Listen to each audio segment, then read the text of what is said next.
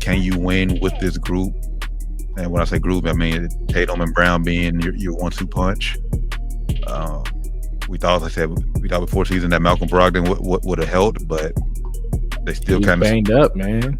He got hurt. I mean, but they still kind of stuck with what got them there to the finals last year. Yeah, they stuck with Smart mostly in there, and I've been screaming it for now 2 years. They need a real point guard. I know a lot of talk of right now is around the whole Jays. Should we keep the two Jays together? And I don't think you have a choice but to pay Jaylen Brown and keep him in Boston. When he's one of the top 25, 30 players in the league. It's not easy to upgrade from that. And to pair with Tatum, I know they don't fit like perfectly together, but they fit well enough together where, you have to make it work. I've been very critical of Joe Mazzulla. So I'm going to be critical of him again. You got to find a way to make them work better off each other offensively. Right now it's just kind of, one of them gets the ball on one wing, his turn. The other one gets the ball on the other wing, his turn. They had to find a way to work better off each other, which is not going to be easy to do, with them both being wings, but it's possible, man. They got to find a way to do it. And honestly, I don't think that style of basketball works. Like, you can win like that anymore. Like, you can win regular season games. And Shaq brought up a good. Charles Barkley made a good point that you can win like hella games, a lot of games just on talent alone. But in crucial situations like this, and what separates you from winning championship games, it comes down to execution and, like I said, the coaching, coming up with a game plan to put your guys in the best situation to win. And right now, I think we haven't seen it quite yet between Tatum and Brown, because it's like regular season. Yeah, we see games where they both have decent games, but when the playoffs, when it really counts the most, it's like it's hard to get them two on the same page at the same time in the playoffs. Tatum has to be better as well. His shot selection this year altogether, not even just his playoffs, this whole year has not been very good. He's been doing a lot of pull-up threes. It's either a three, a layup, or a free throw.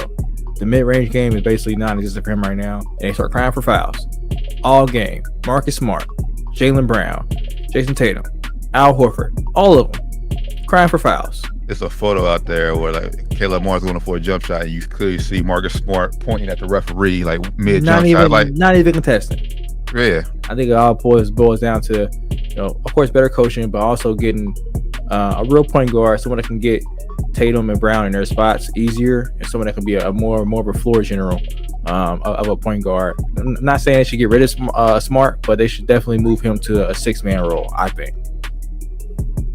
6-man role. Well, they just got Brogdon there, so what? Brogdon, I think, what, a 3-year deal? Hey, he wasn't even available, so that's true. One of them got to go at that point. Then, if you got to choose between one of those being 6-man, I think you got to keep Derek White. He played great defense and made some great plays in his playoff run. I think he's one of your more versatile players. I wasn't really a big fan of the Brogdon deal. I thought they were bringing him in to be that starting point guard, but they still had Smart starting. So I didn't understand that. If you're going to bring him in, why bring him in as a 6-man? Brogdon played like Pimp. Hey, they said he had a some kind of ligament mess up in his arm or something. I don't know. They said he probably should have been playing in Game 7. He basically wasn't out there because he was non-existent. Just look at the box score. He wasn't out there. I think the Jaylen Brown, Jason Tatum combo might be done. I mean, but on the some people say that, but on the same tip, they did make it to the finals last season. They made it to the Eastern Conference Finals this season. You could break it up and not be in there no more. So that's something else you got to look at. But Jaylen Brown, he just once Tatum got hurt, he just didn't step up. It looked like in the beginning it was about to be a tough night for the Heat though, because Boy did come out hot like his first 3-4 shots. I'm like, they in trouble. When Jaylen Brown off though, he looked bad. Like he, Jason Tatum when he kind of just be like, is he playing tonight? Jaylen Brown, you be like, yeah, he's playing. He stinks. He costing him the game bad. Yeah, like that type of shit. Like, damn. Butler robbed him at the top of the key. Get this guy out the game, please, coach. Get him out of here. He robbed him like 3 times in a row, bro. He just put his head down, running back. Like, bro, vision pride. Like, yeah, like. But congratulations to the Heat. I mean, the Celtics made it interesting. I can say that at least they made it interesting. I expected a better last game, but it's a poor free agency class as far as, like I said, the big name superstars. I'm pretty sure there is a good point guard out there that will fit for them. I just trying to think who. Like when you say floor general, get them in their spot. Like really, the only guy I still think is a true point guard. I mean, right now it's Chris Paul. He's the first one that comes to mind. I would think of is a guy like Tyus Jones. They can get it, probably not possible. I don't think Memphis is going to let go of him. I wouldn't let go of him. I'm not a huge fan of him, but his numbers speak for himself. He's one of the best assist turnover ratio players in the game. He can shoot the 3 ball, and he's not really about shooting the ball. He's more so about playing the point guard. So I think of someone more like that. Fred VanVleet maybe. I know he's expensive though, but guys like that that can also score a little bit too, but doesn't really, it's not really looking to score. I know Fred is more of a scoring-minded point guard, but there is a guy out there that I think could possibly fit for Boston. Who's that? I would hate it, but it's our guy, D'Lo. I would hate it. Then think about that. That would be nice. That would be actually very nice.